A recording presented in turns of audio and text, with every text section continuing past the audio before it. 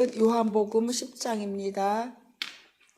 요한복음 10장 22절부터 25절 말씀까지 제가 봉독해 올리겠습니다.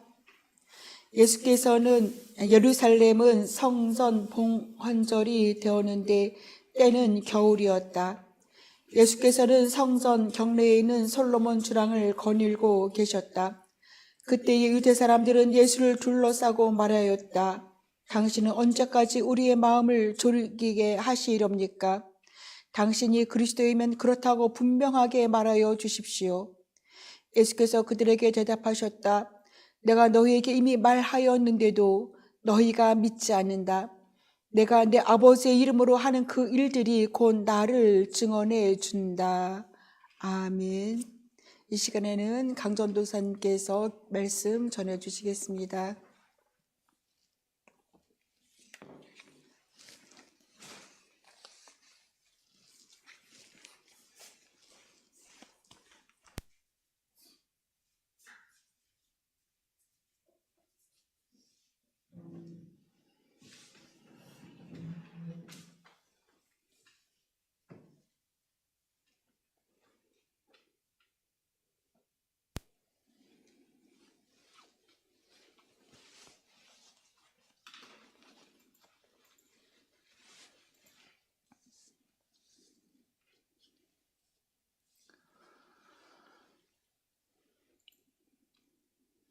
오늘 저희가 함께 읽은 요한복음 본문의 내용은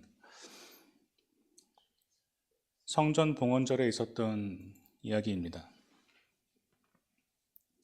이 성전 봉헌절은 개역개정에서 수전절이라고 번역되었습니다. 지난주에 목사님께서 보내주신 그 이스라엘 절기표를 보면 이 수전절이 나와 있습니다. 그 절기표를 보시면 참고사항에 수전절은 구약과 관계없는 절기라고 써 있는데, 이는 수전절이 신약과 구약 사이에 중간기에 있었던 일과 관련이 있기 때문입니다. 주전 2세기경 유대 지역을 통치하던 시리아 왕은 예루살렘 성전에서 이방 제사를 드리도록 명령합니다. 하나님의 성전이 이방인들과 또 이방 신에 의해서 더럽혀지는 것을 보지 못한 유대인들은 마타디아라는 사람을 중심으로 저항 운동을 하게 됩니다. 그들은 3년간의 전쟁 끝에 마침내 성전을 탈환했는데, 성전에 돌아와 보니 처참해진 그 모습에 충격을 받고 유대인들은 성전을 다시 세우고 깨끗하게 합니다. 그래서 한자로 닦을 수자를 써서 성전을 닦는다, 성전을 정화한다는 의미로 수전절이라는 절기가 생겨난 것입니다. 굳이 구약과 관련이 없는 유대교 절기를 설명드리는 이유는 요한복음이 이 절기를 따라 이야기를 진행하였고 각 이야기는 절기와 연관이 있기 때문입니다. 예를 들어 7장과 8장에서 예수님은 스스로를 생수의 근원 그리고 세상의 빛이라고 표현하십니다. 이러한 말씀의 배경은 그 말씀을 하시던 때가 바로 초막절 행사 중이라는 것입니다. 초막절에는 두 가지 행사가 있는데, 하나는 실로암에서 물을 길어와 제단에 붓는 물의 행사이고, 다른 하나는 성전 마당 내 기퉁이에 특별히 큰 횃불을 밝혀 비추는 빛의 행사입니다. 그러면 전국에서 찾아온 순례자들이 예루살렘 성전에 밝혀진 이 빛을 보고 초막절을 기념하는 것입니다. 이렇게 물과 빛이 가득한 초막절과 예수님의 생수의 근원이며 세상의 빛이라고 하신 이 말씀이 연결이 됩니다. 또 요한복음 6장의 배경은 유월절인데, 여기서 예수님은 자신을 생명의 빵이라고 말씀하십니다. 6월절은 이스라엘 백성의 이집트 탈출 사건과 관련된 절기입니다. 이스라엘 백성은 이집트 탈출 당시 먹을 것이 없던 광야에서 하나님이 하늘에서 내려준 빵, 만나를 먹었습니다. 그래서 예수님은 스스로를 하늘에서 내려온 생명의 빵이라고 말씀하시며 만나를 자기 자신으로 대체하신 것입니다. 이처럼 요한은 요한복음을 기록할 때 예수님의 이야기와 그 이야기의 배경이 되는 절기를 연관시켜서 기록했습니다. 그렇다면 전쟁에서 승리하여 성전을 정화했던 날을 기념하는 수전절에 요한은 무엇을 이야기하고 싶었을까요? 또 예수님은 어떤 교훈을 주고 싶어 하셨을까요? 오늘 본문을 보면 요한은 먼저 그때가 겨울이었고 예수님께서 예루살렘 성전에 솔로몬 주랑을 거닐고 계셨다고 기록합니다. 솔로몬 주랑은 성전의 동쪽에 있었는데 겨울철에는 차가운 동풍이 불어와서 보통 문을 닫아 놓습니다.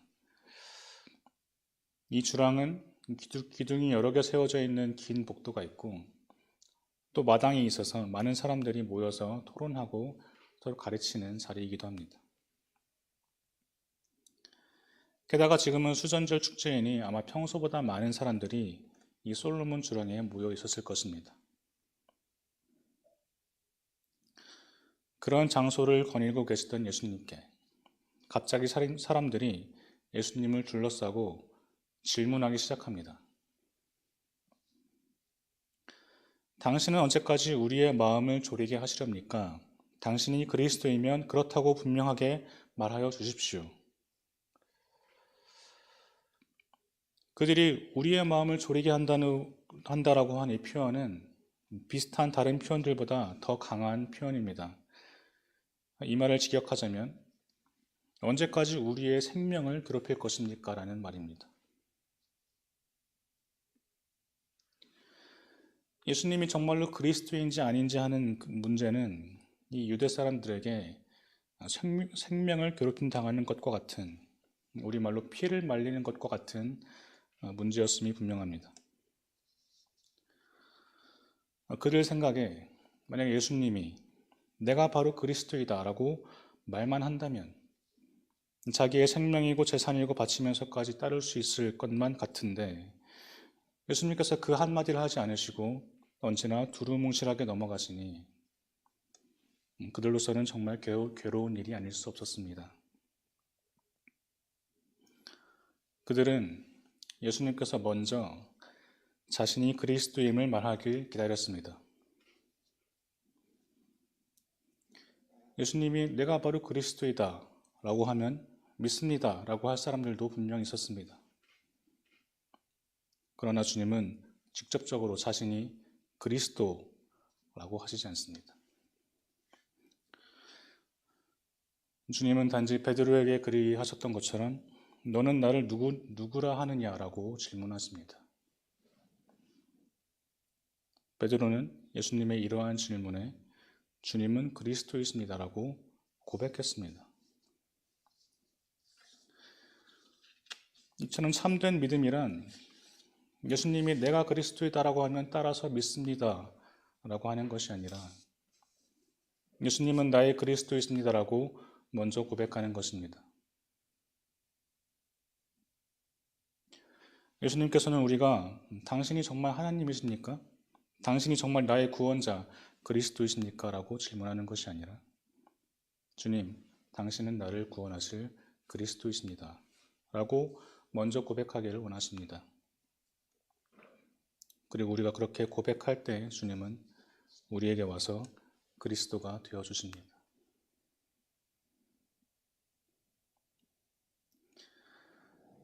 오늘 말씀에서 예수님께서 스스로를 그리스도라고 직접적으로 말씀하시지 않는 이유가 있습니다. 그것은 예수님께서 말하는 그리스도와 유대 사람들이 말하는 그리스도가 서로 다르기 때문입니다. 이 당시 유대 사람들의 유대 사람들이 말하는 그리스도라는 단어는 다분히 민족적이고 정치적인 단어였습니다. 전쟁의 승리를 기념하는 수전절에 왜 유대 사람들은 이렇게 그리스도라는 주제를 들고 이야기하고 있을까요? 그것은 바로 그들이 원하는 그리스도가 유대 민족을 로마의 통치로부터 벗어나게 해줄 구원자, 전쟁 영웅의 모습을 한 그리스도였기 때문입니다. 수전절은 마타디아 가문이 수리아와의 전쟁에서 싸워 이김으로써 성전을 되찾고 정화하는 것을 기념하는 날입니다. 유대 사람들은 로마의 통치를 받고 있는 이 시대에 과거 마타디아가 그리하였듯 로마와 싸워 승리함으로써 자신들을 독립시켜줄 사람을 기다리고 있었습니다. 그래서 수전절은 이 그리스도라는 주제가 뜨거울 수밖에 없는 날이었습니다. 이날 성전에 솔로몬 주랑이 모여 과연 우리의 전쟁을 이끌어줄 그리스도는 언제 오실까 서로 토론하고 있던 사람들이 예수님이 나타나자 둘러싸서 묻고 있는 것입니다. 당신이 그리스도이면 그렇다고 분명하게 말하여 주십시오. 물론 이 유대 사람들의 질문에는 생략된 부분이 있습니다. 그들의 질문을 더 정확히 말하면 당신이 우리의 전쟁을 이끌어줄 그리스도이면 그렇다고 분명하게 말하여 주십시오. 그들은 자신들이 원하는 모양의 그리스도를 찾고 있었습니다. 그러나 예수님께서 생각하시는 그리스도는 그러한 전쟁 영웅의 모습이 아니었습니다. 예수님께서 그들의 질문에 대답하시기를 내가 너희에게 이미 말하였는데도 너희가 믿지 않는다고 하셨습니다. 예수님은 그리스도라는 정치적인 단어를 사용해서 자신을 가리키지 않으시고 다른 여러 가지 말로 자신을 표현하셨습니다. 앞서 말했던 생수의 근원이나 세상의 빛, 생명의 빵 혹은 길과 진리와 생명 등의 상징으로 자신을 말씀하셨고 심지어 자신이 하나님의 아들이라고까지 말씀하셨습니다. 그러나 이 사람들은 그 말을 듣고서도 예수님을 믿지 못하였고 단지 한마디 그리스도라는 그 한 단어를 직접 듣고 싶었을 뿐입니다.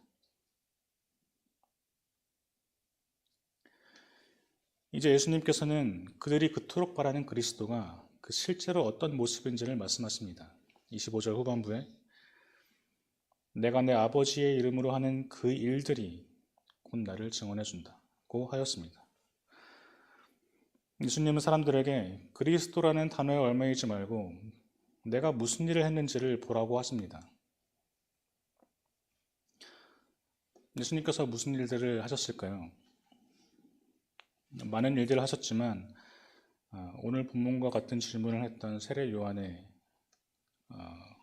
이야기로부터 간략하게 알 수 있습니다. 마태복음 11장에서 감옥에 갇힌 세례 요한은 자기의 제자들을 예수님께 보내 이렇게 질문합니다.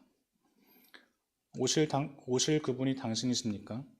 그렇지 않으면 우리가 다른 분을 기다려야 합니까? 그러자 예수님은 그렇다, 아니다로 대답하지 않으시고 이렇게 대답하십니다. 가서 너희가 듣고 본 것을 요한에게 알려라. 눈먼 사람이 보고 다리 저는 사람이 걸으며 나병 환자가 깨끗하게 되며 듣지 못한 사람이 들으며 죽은 사람이 살아나며 가난한 사람이 복음을 듣는다.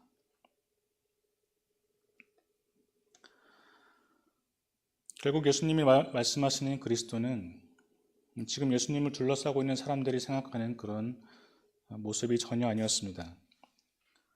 이 사람들은 다윗 왕과 같이 마타디아와 같이 자신들을 이끌고 전쟁에서 승리하여 해방을 주는 그리스도를 기다렸지만 사실 그리스도는 이사야 61장에서 예언한 것과 같이 가난하고 억눌린 사람들을 해방시켜주는 모습이었습니다.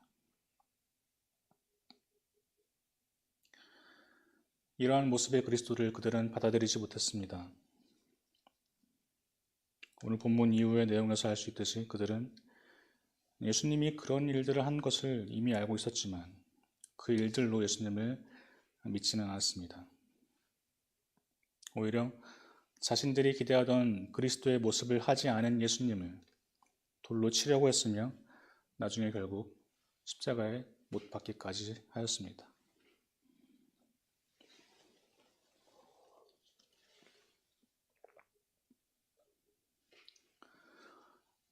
자신들이 원하는 그리스도의 모습을 미리 정해놓고 실제 그리스도의 모습이 자신의 생각과 다르면 믿지 못하는 사람들이 있습니다. 예수님의 똑같은 사역을 보고도 어떤 사람들은 예수님을 믿어서 그의 제자가 되고 어떤 사람들은 도리어 배척하기도 합니다. 예수님의 제자들 중에서도 그런 부류가 있었습니다. 소위 열심당원이라고 하는 사람들, 품에 칼을 품고 유대 민족의 독립을 위해 폭력도 서슴지 않는 레지스탕스들. 예수님의 제자 중에 열심당원으로 여겨지는 제자들이 여럿 있었는데 그중 베드로와 가롯 유다도 그러했습니다. 베드로나 가롯 유다나 처음 예수님이 제자가 되었을 때는 이분이 우리 민족을 이끌어 로마 통치로부터 구원해 주실 것이라는 기대가 있었을 것입니다. 그렇게 예수님과 함께 보낸 3년의 시간 동안 두 사람은 극명한 차이를 보입니다. 베드로는 예수님께서 하신 일들을 보고 또 예수님의 가르침을 들으며 나중에는 그분을 진정한 그리스도로 받아들였습니다.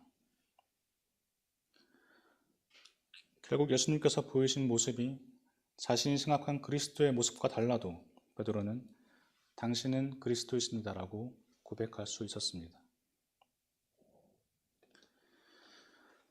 그러나 가룟 유다는 그렇지 못했습니다. 자신이 처음부터 가지고 있던 그리스도의 상을 버리지 못한 채 마지막까지 예수님께서 유대의 실질적인 왕이 되시기를 기대했습니다. 그러나 예수님의 모습과 가르침이 자신의 생각과 다르다는 것을 알고 결국 예수님을 배반하여 은 30에 제사장들에게 팔았습니다.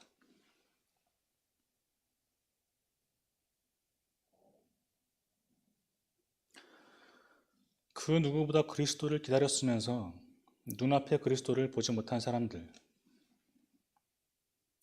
자신이 만들어낸 그리스도의 이상을 가지고 그렇지 않은 그리스도는 필요 없다고 하는 사람들, 우리 그리스도인은 그런 사람이 아니라 주님은 나의 그리스도이십니다 라고 먼저 고백하는 사람이 되어야 합니다. 그럴 때 주님께서 그리스도로 우리에게 오셔서 우리도 잘 알지 못하는 우리의 연약한 모습들을 해방시켜 주실 것입니다. 기도하겠습니다. 살아계신 아버지 하나님, 저희가 들어도 듣지 못하고 보아도 보지 못하는 자들이 되지 않게 하옵소서. 예수님을 우리의 그리스도라고 고백하였을 때 그 전능하심으로 모든 올무로부터 해방시켜 주옵소서. 그리하여 마침내 온전한 모습으로 다시 한번 주님을 나의 구원자, 나의 그리스도라고 찬양할 수 있는 날이 오게 하소서. 예수 그리스도의 이름으로 기도드립니다. 아멘.